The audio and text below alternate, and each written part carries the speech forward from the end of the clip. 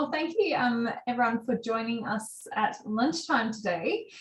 So if you are new to Startup Shakeup, which I think you all have been in some of our programs before, but we are all about innovating Northeast Victoria and work with startups, so people with new ideas that are wanting to get them off the ground or have new little startups that they need some support with, some shake-ups, so businesses wanting to do things differently, and then just general innovators and entrepreneurs within the region. So anyone creative and wanting to do something a little bit differently, basically, which is exciting. So generally outside of COVID, we and all of these restrictions and lockdowns, we try and have in-person meetups across the region, and throughout COVID we've had to adapt ourselves and bring them online, and we've come up with the concept of Campfire Chats, where we get to have really great informal conversations with founders across the region and just get a little bit of an insight in how they work and how they've grown and started up and where their ideas have come from. So that's what has led us to here today. So we're very honoured to have Hunter J from Ripe Robotics with us today. I won't tell you too much more on his experience. I'll let Elena to do that. And then our acting CEO at Startup Shakeup, Elena Young as well, who will be having the conversation with Hunter. So we are recording the session today, and we will be making it live on our YouTube channel and on our website. So if you do have any hesitations with that, please send me a private message in the chat or send me an email. I can pop that in the chat as well. And if you have any questions or anything for Hunter or Elena, feel free to put them in that chat box as well. So enough from me, I'll hand over to Elena. Great, thank you, Jess. So look, if people do have questions, I'd say just stick your hand up and come off mute and ask the question as we're going. We're a small group today, and I think part of that is because the weather's beautiful and people are going outside for lunchtime, which is why we decided to record it all as well. Before we go any further, I'm Elena Young, I'm the acting CEO. Welcome, and glad to have you all here with us today. I'd like to acknowledge the traditional custodians of the very many lands, and we come from Melbourne and Sydney and all places in between today. Acknowledge the traditional custodians who've lived and learned on these countries and innovated on these countries for very many thousands of years. Their experience is something that we bring into our lives in increasing ways, which I think is fantastic. I pay my respects to their elders past and present, but also emerging, because it is together that we will work to build a shared future. And thank you, Jay, for joining us today. We've involved Jay ever since I first bumped into him in a robotics seminar and thought, we want this man involved in our programs because he has a great story. So Jay, let's just start. Where are you at with Ripe Robotics at the moment at this particular point in time? Sure, thanks, Young. Jay's actually my surname. I changed it from Jovanovic because I thought it'd be nice and simple for everyone to say Jay, because everyone says Jovanovic wrong or spells it wrong or says Jovanovic, which is the old one. So I shortened it because it was always on school books. Jay is what it's shortened to. And now everyone thinks it's my first name. So it was a terrible mistake to shorten that when your first name is Hunter. Big mistake there on my end. But yeah, I'll answer to either. Where are we with Ripe Robotics? Yeah, so we're at an exciting time. We're down here now in Shepparton trying to commercialize our prototype fruit picker. So we do fruit harvesting of apples, oranges, and stone fruit. And we're trying to get that commercial now. We've had a few prototypes through, and we're on to the 4th version now. And the goal really in the next year is to have it picking sort of commercial quantities of fruit in a sort of profitable way. And for the first time, we've got some funding and some new people on the team to do that with. So we're sort of in an exciting sort of phase, going from just sort of working in a tent with a few $1,000s to working in a big legit farm with like hundreds of thousands of dollars to make this happen over the next year. So it's very exciting. That's very exciting. So tell me, Hunter, I'm so sorry. Where did you start your journey? When did you start and how did you start? We started about 2.5 years ago now, although I've only been working full time on it for about 2 years, a little less than 2 years. Yeah, so I was working as a software engineer, but just sort of, actually, I think I was still in uni when we started, and then working as a software engineer on the side, and trying to think of, okay, what would make sense to do as a company in Australia with a background in computer science, where no one else was doing it, where it was possible now and hadn't been in the past, where it could kind of expand from a simple starting point to do multiple things, and where there was no big company that could easily sort of take over the space. And where it was doing something good. I did a previous thing in video games, but it wasn't very fun because it felt like you were kind of stealing people's money, tricking them into paying more and more on these games. So you had a whole bunch of heuristics about, okay, what do you want to do? And then spent months and months and months seeking through all the different possible companies until we came to one, and now we're super confident this is the right thing to be working on, at least for us. Yeah. I don't know if I can go into more on that, but that's fine. And so how did you first start exploring those ideas? Actually, the first attempt was, we figured, okay, we're good at software, we have no experience on hardware, so let's just do a sort of virtual thing. Let's get a virtual farm, and yeah, we could build software which can detect the fruit on the virtual trees and assess if it's ripe, and then move a digital model of a robot to pick it. And we thought, okay, that would be a demonstration. We'll use all the real software that we would use on a real machine. And then that'll let us demonstrate enough that, okay, people are confident this software works. They're confident this design of the machine should work for it. Then we can raise money and build a real machine. That didn't work. That was a terrible idea. Why was that? It turns out that it's not very persuasive. So if you're trying to raise money to build a real machine based off virtual demos, we didn't really succeed in that. But also, there's too many things about the real world that we couldn't get into the virtual model, and we ended up spending way more time than we should have trying to get the virtual model right. So we switched tracks after a couple of months and basically just started from scratch again with just trying to build a machine ourselves, because we also found you can't just buy one off the shelf. They don't exist good enough. So we've got to design the machine anyway. So you've got to actually test it in the real world to see if it works. And you have to do that really in a cheap way because we didn't have any money. So we just started really drew a machine, and then we went to Bunnings and found like shelving that we could build the machine out of, and then put that together and had a little electric motor that moved it up and down and in and out. And then build a physical demo, which is you hold up an apple and the machine sort of goes and taps it. And that was better than the virtual thing. Yeah. And do you have videos of you trying that? Because I'd love to see them. I think we do. Yeah. We drew a little face on it. It's got a little smiley face. And it goes, ah. We're like, yeah, you found it. Well done. And so where did things go from there? Well, that was enough for us to, like, we did that, and then we also went on to a bunch of farms and sort of tried out fruit picking to see what we need to do. That was enough for us to find a few people to put in a little bit of money to do the next version. Like, we didn't know any of these people to start with. We were just sort of chatting about it. We went through a university incubator program, kind of like Startup Shakeup, but in Sydney. Went to a bunch of dinners and things, which were like sort of free dinners, and just told people about it. So we found these investors from all over the place. Two I met at like a charity dinner, which is like a free charity dinner anyone could go to. One I met in the library. One I met through the university program. And then we brought them, showed them demo, like, here's what we're trying to build. I guess somehow convinced them to put in a little bit of money. We raised $70,000 for the next year of the project to build the next version of the machine, which was going to be the one we'd take out into the field and actually pick fruit for real, rather than doing this in the shed kind of demo of something moving about. Yeah. We also had it picking fruit in the shed, like we taped it to a tree and we got it picking off the tree in the shed. So it looked legit-ish.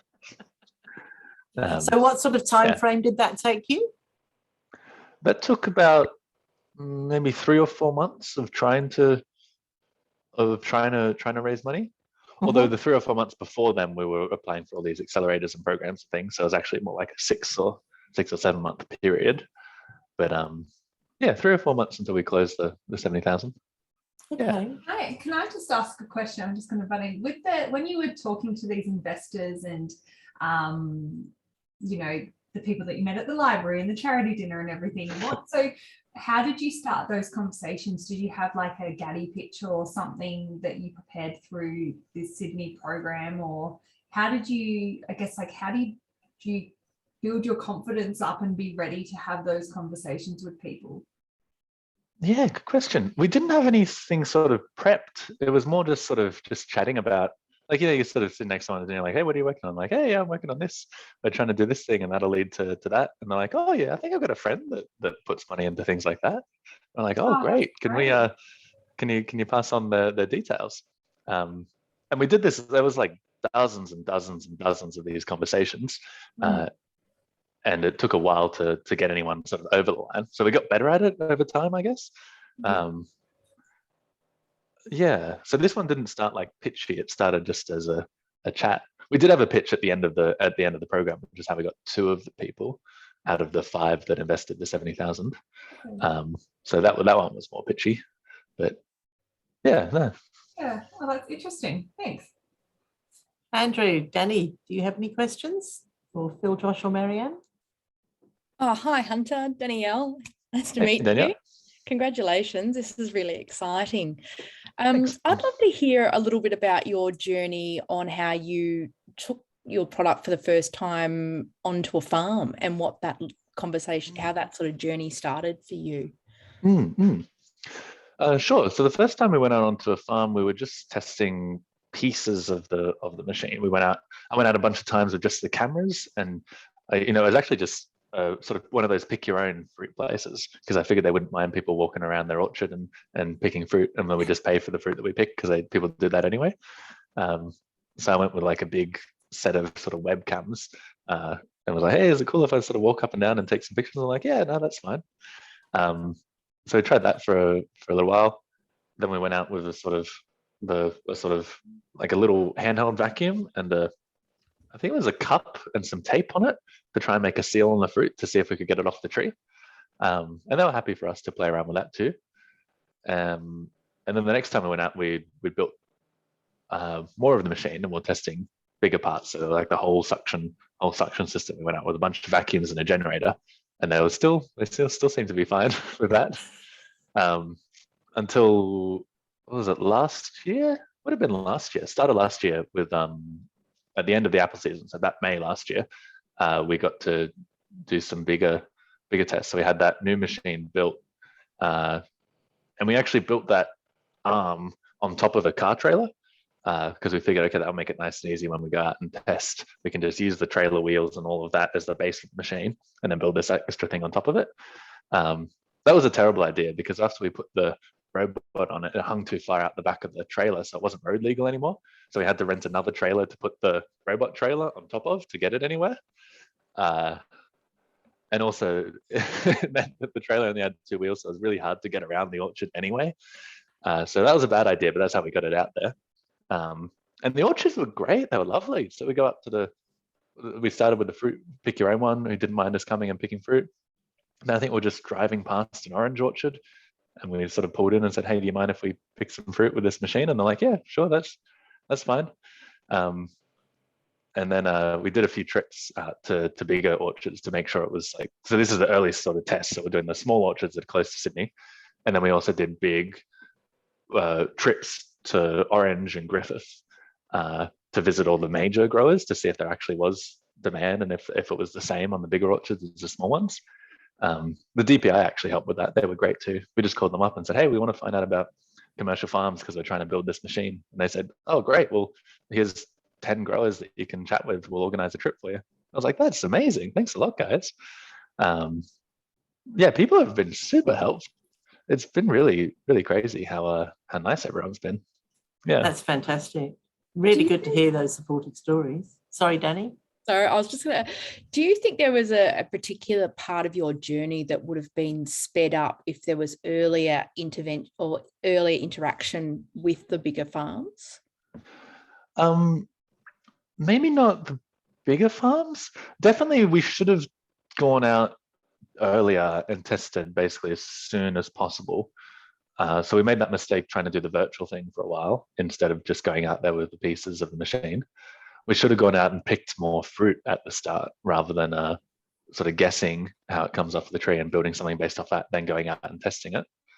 Yeah, we definitely should have gone out and tested more. Although it was the bigger farms were I guess we kind of got lucky there that they were kind of what we expected. There was no massive shift from that. Like, it helped finding out the prices and finding out the way it actually works for them, so we could integrate with that. But the actual picking of the fruit, they do it basically the same as any other tree. So it was more that we should have just gone and learnt more and picked more fruit at the very start, rather than making guesses and building something, then going and testing it. Yeah. Yeah. But bigger farms, luckily, were kind of what we expected, which was good. And I don't know if you've already mentioned this earlier, but why picking fruit?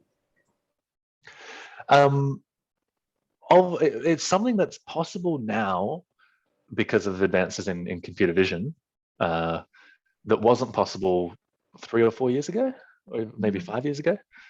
And that's kind of meant that you've got this huge open market which is waiting to be automated, and where there's massive demand for automation because no one is picking fruit, and it really sucks as a job. And it's also able to be spread out into other tasks. So if you do fruit picking, you've got a machine that's sort of 90% of the way to doing other orchard tasks like pruning and thinning and spraying.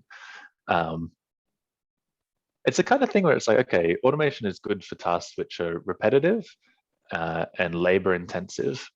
And previously, fruit picking had to be done by people because machines couldn't work outside like that. Like precise robotics couldn't work outside, but it can now. So let's put it outside and do fruit picking. It seems like a really good starting point for it. That's assuming your background is in automation or something, and that's what you're trying to do something in automation. But yeah. Yeah, that's cool. So just go ahead, Danny. I was just going to ask one more, as I actually had a very short-lived cherry picking career straight out of high school to earn some extra money, and awesome. I remember going, my thumbs, I don't think were the same after that. It seemed like a good idea at the time. I'm certainly not going to make my fortune picking cherries, but I always found it when they were demonstrating that to me on that you can damage the plant. So and then once that happens, it's a lower yield. Have you come across some of those challenges with your machine? Yeah, for sure. It's actually, we got to sort of spin that as a good selling point for the machine, because we're kind of like, people are wasting like 20% of the fruit gets damaged and then it's gone, or it's turned to juice, which is only worth like 1/10 of what good fruit is worth. So yeah, we definitely had to try and make something that didn't damage the fruit. Our first idea for that was kind of just having a kind of gripper which grabs it and spins it and pulls it off. But that's tricky because you have to get the right pressure on the fruit, and the fruit's all sort of different angles. Like, you can't always rely on the stem being up. So if you come in and you get like if you grab multiple pieces of fruit, or if you grab the leaves, or if you grab the twigs, you're sort of yanking stuff off, and it doesn't work really well. So we use a sort of suction system for that, which actually we use this kind of thing. So it's kind of got a nozzle there, and air goes through, and this makes a seal on the fruit, which it's very soft. So it doesn't damage the fruit once you get it off the tree. The tricky thing for this was trying to find the right level of suction and the right angle to come in at, so that you're not pulling the stems out. But the actual bruising we managed to solve just by using this soft silicon. I love the way that you've gone through and sort of tackled all those challenges bit by bit on the way. And yeah. Going back to those early days, you were talking about, you started off thinking in the virtual space and making decisions about what happened on farm. And then when you got on farm, you found that wasn't the case. Would it have been useful to you in those early stages to have been working in a cohort in an incubator, where it maybe gave you more confidence and connections to go out and be able to approach those kinds of people? Yeah, for sure. I mean, once we got into an incubator about 9 months after starting the project, and before, so I was just part-time. Actually, it was about a year, but it was part-time for the, like, we still had normal jobs for the first year before we got into the program. Like, going through an incubator definitely helped with that, made it all much more legit. Let us meet lots of new people. Let us say, rather than when we're calling up growers to sort of ask about stuff rather than just being, hey, I'm some guy calling up. We got to say, hey, I'm calling up from the incubator of such and such place, and got to use the big fancy name and say, we're building a project to work on machines for picking. And they're like, oh wow, we're from such and such incubator. It made it sound a lot more legit than just like, hey, I'm just fiddling around with this thing. And what kind of industry connections would have been useful to you in those early days?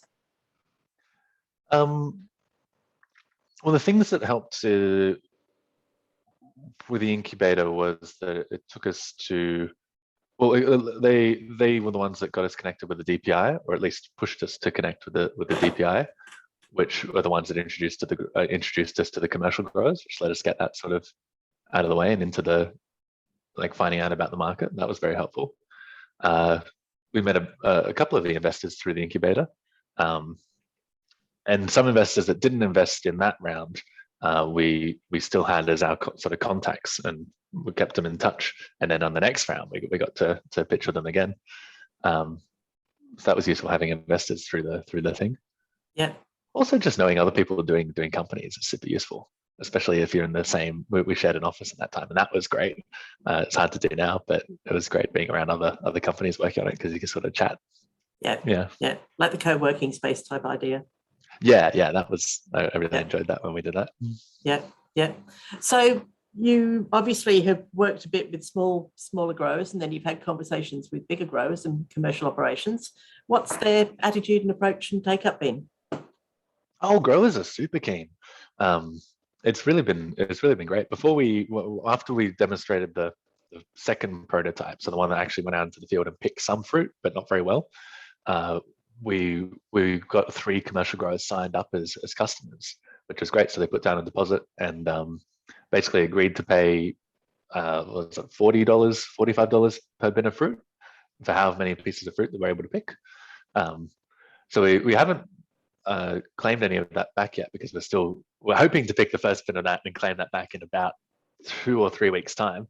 Oh, how but we signed those contracts almost 10 months ago now, so they were very early and keen to get in on it, and also having them helped when we're raising this more recent round. But yeah, growers are super keen. We've got a waiting list now of growers internationally who sort of hear about us through articles and things, and every time we get on a call, then we ask about how their orchard runs, if they're keen for this sort of equipment. If they are, we ask, would you like to be put on the waiting list, and we'll contact you when we come to your region. They're like, yeah, sure. And then that's meant that now we can say, hey, we've got a waiting list which is worth $100 million if we're able to pick their fruit, which sounds really crazy and awesome. That's so yeah, growers are super keen, and they're very excited by it. Andrew, if we can get it working commercially. Sorry. Yeah. I'll just get Andrew. Andrew's just popped his hand up. I think he has I've done the virtual hand up. I was going to ask one question, but since we're talking about customers, I'm really interested how you've gone about feedback. So you obviously go through your trials, and you try and you learn and you repeat, and then you engage with these growers. How has that process been? Because, as a marketer, customer insights are absolutely vital to help you progress and get to the end target a lot quicker. Have you had a strategy? Have you just, by the sounds of it, just being quite candid about, your conversations and just, let the conversation flow? How have you gone about doing that? Yeah, I think it's important with, especially what we're doing, where it's deep tech and we're not ready to do much useful stuff for them yet. We're trying to scale up to that point, to sort of bring them into the process and let them know where we're at, and let them see the trials and let them see the failures and successes, and see where it's going, and also chat with them. Okay, we hit this problem. How big a problem? Like, say we're pulling stems out. How many stems would you still be interested in this fruit if we pulled out every 5th stem of one of the apples? And they say, no, we need to get that down to 1 in 10. And I'm like, okay, cool, awesome, we've got that down now. Whereas if you try to get all that data ahead of time, like we definitely did, we call it, okay, how much bruising should we do?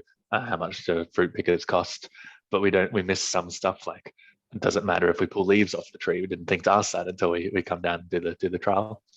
And then last year we switched from sort of building stuff in Western Sydney and then taking it out every couple of months to being down here on the farm, So we live and I live and work on the farm of one of our customers now, which definitely helps with that very close relationship, and lets them see everything that we're doing, and we can see what they're doing. We can see what their normal work is, and make it very much aligned with what the customers are after.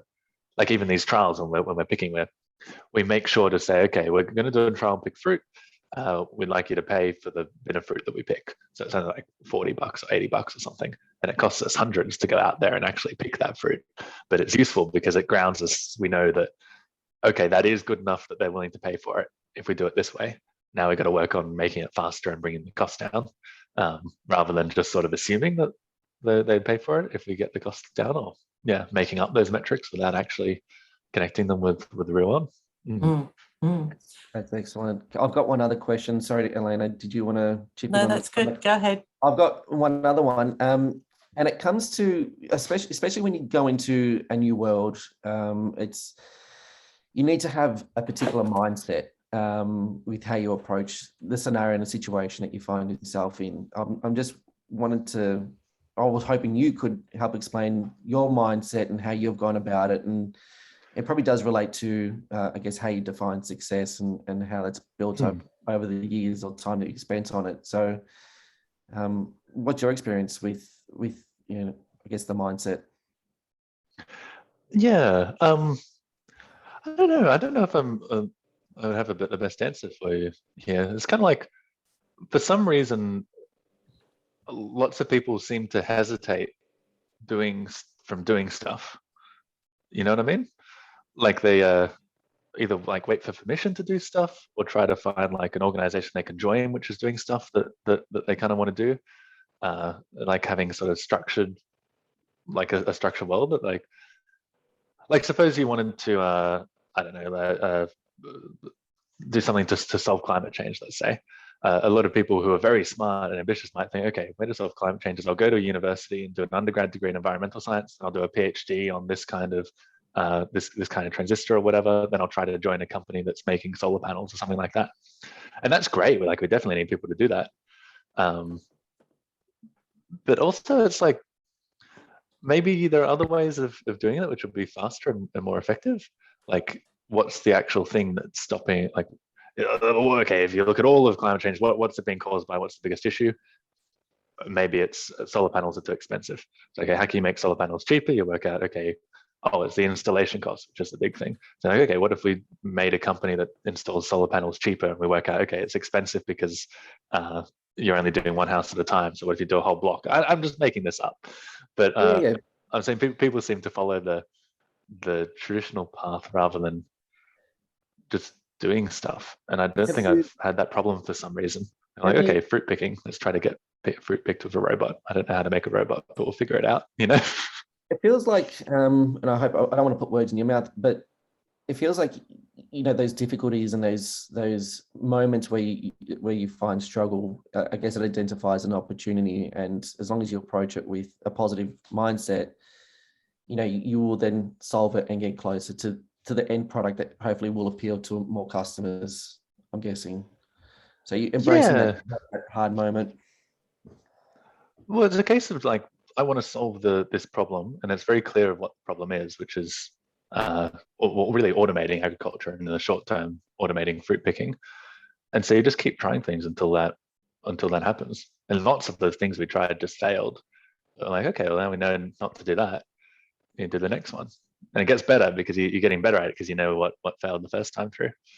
I don't know. I don't seem to have had trouble with mindset. It just seems to work for me, just to try and solve the problem.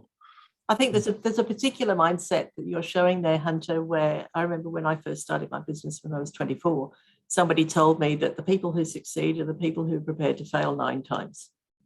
And it is, you've got your head on that strategic picture and you give it a go, doesn't work, give it another go, doesn't work, give it another go, doesn't work. And there's no such word as failure. It's a plan that didn't work out the way you meant it to. So how do you try and work the plan so that it does come out the way you meant it to, type thing. And I'm just thinking, I think this is where mixing with other people who are doing a similar kind of thing really has an advantage, because you're all trying different things. Sure. And therefore you can all become each other's sort of brains trust, if you like. Marianne, absolutely. You made a comment there. Have you got a question, Marianne? Oh, no, it was really just a comment, and I'm so sorry I can't join with camera today. I've got super dodgy internet. I've been fighting all day, so I do apologise. Thank you so much for organising this chat, and yay for you, Hunter. It's awesome. Look, I think what you're talking about is absolutely that entrepreneurial mindset. You know, the entrepreneurial mindset is prepared to say, okay, I can see a problem. I'm going to have a crack. And if it works, it works. And if it doesn't, I'll keep going and trying it. And I think that's the piece about mindset. It's a great question, Andrew, about mindset, because I think the thing that most of us fear most is failure or rejection. That's what we fear. Failure, if you look at it as a testing process, you can't go wrong because it's, you know, the first attempt in learning, really. That's cool. The rejection piece, I think, is really interesting because it can be very isolating to build and grow something that is new, because, you know, there's always the naysayers of that will never work. So I think it's terrific that, as you pointed out, Elena, you know, incubators, accelerators, and so on can bring together people who are in that entrepreneurial mindset, do that, you know, checking process, but also connect you into others who may be able to support you on the way. So look, I just love what you're doing. I think it's absolutely so exciting, particularly because it's not just addressing the challenge of, you know, picking fruit within a confined time frame, which is the harvest challenge for anybody who's done it, but also we've got massive workforce issues in rural Australia, and something like this can help to mitigate that. And open up opportunities to have premium product in market at times. So, you know, it's just fantastic and well done. Yeah, really great. Yeah, no, that's it. Thanks, Marianne. Yeah, I think I get what you guys are saying about the entrepreneurial mindset. I think I definitely agree with that. Actually, it kind of goes with it and goes with your internet issues. We just got Starlink internet here.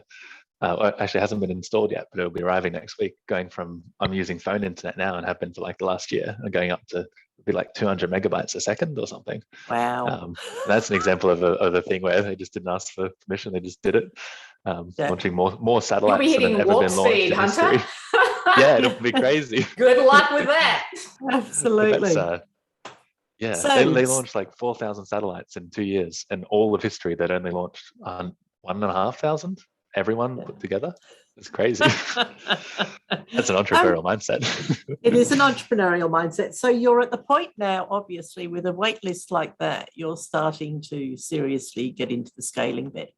What are and I know before I was asking you what's on the whiteboard behind you, and you were saying, right, well, that's the team planning that we're doing about as somebody that's going into scaling, if you were to talk to somebody, one of our startups in Startup Shakeup, about scaling, what are the things that they're going to need to look at pretty quickly and early on in the piece? Yeah, good question. We are in the very early stage of scaling. Like we're still trying to get the machine to run sort of at a commercial sort of speed and reliability before we build too many more of them. But I mean, I suppose a big thing is finding the right people, or finding people is really tricky. We've basically spent, since we raised this round in end of July, we've been trying to hire, and that's funky, you know. Like we put out a whole big job process and went through this big thing, worked out, okay, how do we want to assess people? Put all these ads out everywhere, paid like hundreds of dollars to put these ads up, and asked everyone in our networks, made this big pool of candidates. Then we assessed all their resumes and we cut some people out. Then we assessed them in a first stage interview and cut some people out. We got to the very end of the process and we had one person that we really, really liked, and we made them an offer and they didn't accept it. So I'm like, oh no. Ouch. So then we're back to the start of the process again. We've got to do hiring better. We've got to figure out, okay, where do we find really good people? Maybe job ad sites aren't the best place to find really good people. Since that happened, we luckily have had a second person who we got referred to through our networks, who was really great and accepted an offer, so that's good. But yeah, it turns out hiring is really tricky. Hiring good people is really tricky, because it's a funky space, because you're like, there's so many people out there looking for these sort of jobs, and there's a bunch of companies hiring people like that. But it's really important to find really, really good people, especially for like engineering-based stuff. Because if you have an engineer that's 90% of the best engineer, then they make some decisions, you end up with something that's okay. If you have an engineer which is in the top like 2%, it's not like an extra 8% difference. It's like hundreds of times difference, you know, in the end products. One of our startups made the comment that they'd realised that rather than trying to use, say, students on placement or something like that, they needed to be hiring the A team. And I think they put their finger right on it. You absolutely need the A team in there in the early days. Yeah. It's tricky because everyone wants the A team, and also, you know, we don't really know how to assess them yet. We're just working out how to hire. That's right. Phil, Josh, do you have questions? Are you with us or are you lurking? You might be lurking. Okie dokie. I'm here. I'm Hi, lurking. Josh. Hello. This has been really interesting. So thank you, Hunter. And I feel like you may have just answered this question, but like it's been really great hearing about what you're doing and what you're up to. But what are some of the main things that kind of keep you up at night? From what's next? How do you get from, you've gotten from A to B, of like, how are you going to get from B to D? Like what's next in that journey for you, kind of thing? Mainly, I suppose it's the perpetual feeling of that we're moving too slow. Like we laid out, okay, here's our plans, and basically, as always happens with any plan, you lay out a year or two in advance. It's taking twice as long as what we laid out, and that's okay because we're still moving like pretty fast compared to things that are happening in the outside world, but not as fast as we wanted to, you know. And then we've got to make sure when we make those plans, I'll tell people that we're not over promising, I guess, has been another big concern. Like we don't want to promise to customers, yeah, we'll pick 10,000 bins of fruit for you next year, even though we're aiming to do that. It's if a single thing goes wrong, maybe it'll be delayed by 2 months and we'll miss the whole season, and we'll actually pick 0 bins for that next year, even though it's just a little delay. So I always get nervous about over promising, especially when people miss. It's very difficult to say, okay, this is our plan of what we're trying to do, and this is what we are definitely sure we're going to do. Those are two different things. What else? Technical problems keep me up, but they're usually solved in a couple of days or a couple of weeks. We had one recently about this thing has little plastic rings on the inside which hold it, but it turns out if you run it too many times, the rings rub against the silicon and cut the silicon. We didn't find that till we started running it too many times. So now I've got to work out, okay, how can we make those little rings less sharp? And how can we do that there's hundreds of them, so we've got to do it in a quick way, you know. And are you developing so all of the oh my gosh, I don't know but like those rings and all of the parts that you use, are you sourcing them? Like, are you able to make them? I'm assuming they're custom parts made for the machine. Are they all sourced in Australia? Have you had any issues manufacturing them in Australia, or have you had to go offshore a little bit to get them developed? So custom things we actually make all in-house, all the custom things for the robot. Like the silicon pieces are custom, but we 3D print the molds and then pour the silicon and make them ourselves. So that's another problem, how to do that at scale and reliably. The rings are actually we've got a big standard size acrylic tube, which is like 2 meters long, and then we're trying to work out how to cut them and take the burr off ourselves. We did originally, we did start by saying, okay, get a quote from a plastic fabricator, how much will this cost? And they said like $12,000. We're like, okay, no thank you, we'll work that out, that's all right. Yeah, wow. Because outsourcing stuff, especially custom stuff, both it's expensive and also it's, you often have to have a lot of back and forth to get stuff right, and if you can do it in-house, I think you probably, we definitely try to.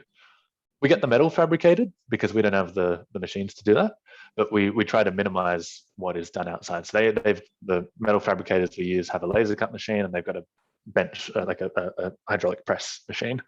I'm like, okay, we're going to make all the metal using those 2 machines, and then I'll give them the designs as well as the software to put into that machine, and then they'll just run it through their machines to give it back to us. So we do have to outsource some stuff, but all the designs and anything physical that we can do in-house, we do in-house. Yeah, that's really anything we can buy off the shelf, we buy off the shelf too. like we want to use standard parts, but standard parts outsourced. Buy this motor, they make thousands of them. Let's just buy one of those. Custom parts insourced. That's our thing. Yeah, it's interesting to see what you've factored as like, I mean, cost versus effort of making it, etc. That's really, really interesting. Sorry, Josh, I think I interrupted you. But Josh has put in the comments and he's asked, what are your team's growth plans over the next 12 months? Sorry, I hit the button. Team's growth plan. So we just raised and we're growing from before, for the past like 2 years, it's been me full-time and my co-founder part-time. And now we're moving to 4 or 5 people full-time. So that's a big shift from the team. Leo's full-time already. We just had one hire accept, so now we're 3 full-time. And we're hiring one more person, definitely. And depending on what happens with some grants, we might hire another one as well and have 5. So that's how the team grows. And then really the goal with that team is to finish the development and early stage of the commercialization. So we want to have these guys help build a machine which can pick fruit profitably, or at least closer and closer to profitably, so it's convincing. And then we would raise again and start scaling up the number of machines. And we'd have to hire a lot more people and get the manufacturing a little bit more efficient and stuff like that. I know you all, are you hiring all those roles based in Shep? We'd like to, but we found it was hard to find really good engineers in Shep.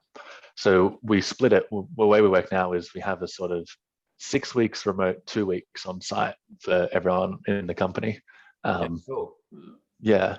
So they sort of we have a project which lasts 8 weeks, and they do 6 weeks of it just working online by themselves, doing the designs or whatever, sending some parts to them to get them to fiddle. And we have these online, we work as a remote company. And then we have 1 week of integrating it all together where everyone's on site together. And then 1 week of deploying the new upgrades in the machine in the field while everyone's here as well. We're trying that out. I think it'll work okay. But that's a really interesting model. Yeah, really interesting model. Because I think one of the challenges, one of the challenges we find in regional areas is having people with the right kind of skill sets, and you know that you can get them in the city, but very often it's you get people moving up sooner or later, absolutely, because they want the lifestyle that goes with it. But that's a really interesting model where you're talking about a low key FIFO. It would be better if we could get everyone here all the time, but I think 25% of the time is better than none of the time. And if you're looking for the best engineers in the country, that's right. Yeah, Josh, what were you saying there? I don't think I was saying something. All right. Okay. That's okay. I think I was just like mumbling in agreement. Oh, okay. I love mumbling in agreement. I think it's a really interesting model, and we'll be definitely kind of keen to hear how that kind of goes in terms of team development and growth and structure and that kind of thing. Let's see what happens with it. So Hunter, looking forwards over the next 12 months as you do this scale out and you have your staff, if Startup Shakeup is a regional innovation ecosystem, and we obviously have access to resources and programs and support networks and such, what would be most useful to you? Most useful for me? Good question. I suppose finding people to work with us would be useful, because if we can find really good engineers in Shep, that would be awesome. Or even if we could just find people that are interested in like the way we do some of the assembly now is that we hire people temporarily to help. Okay, we've got one machine we're building out, we're going to hire some people temporarily and build this machine in this week and make all the upgrades to it. That's how we're doing it now, but after the year has passed, we'll be building machines continuously, so those will be permanent jobs rather than temporary jobs. So if we can find good people that are interested in doing that, what's that? Yeah, no, I was just agreeing. So, and also presumably on the back of that, then giving you the right kind of advice that you need about when you're taking on people, the different ways in which you can take on staff, and do you employ them as contractors? Do you take them on as employees? Do you take them on as co-founders? Or, all of those sorts of conversations. Yeah, for sure. Yeah, I think the main thing that we'd be interested in with Startup Shakeup is just being part of the community there, and making sure there's people that are interested in working with us, or even just working in or just sharing knowledge between people working on different projects. That's what I was thinking. Those connections with other people who are also starting to scale as well, so that we're bringing you in and you can all just share ideas and be the brains trust for each other. Yeah. Danny, I think you had another question. You've got your hand up. Well done. You're on mute. No. Try and drive a new Mac. It's interesting. I actually, Elena, you did ask my question of just, if there wasn't a magic wand that could, what was it? So you've covered that. But I guess my other question is, have you sought any mentoring, or do you have a mentor that's kind of helped you navigate this journey, or it has just kind of been one foot after the other and it's kind of worked? Yeah, we've been really lucky actually with mentors. For the first year, we didn't really have a mentor, but after one of the investors from our $70,000 round about 1.5 years ago now, his name's Sarush. He has a lot of good startup experience and has been a very, very useful mentor. And actually now he sits on the board of the company in this most recent round. Is officially a board member.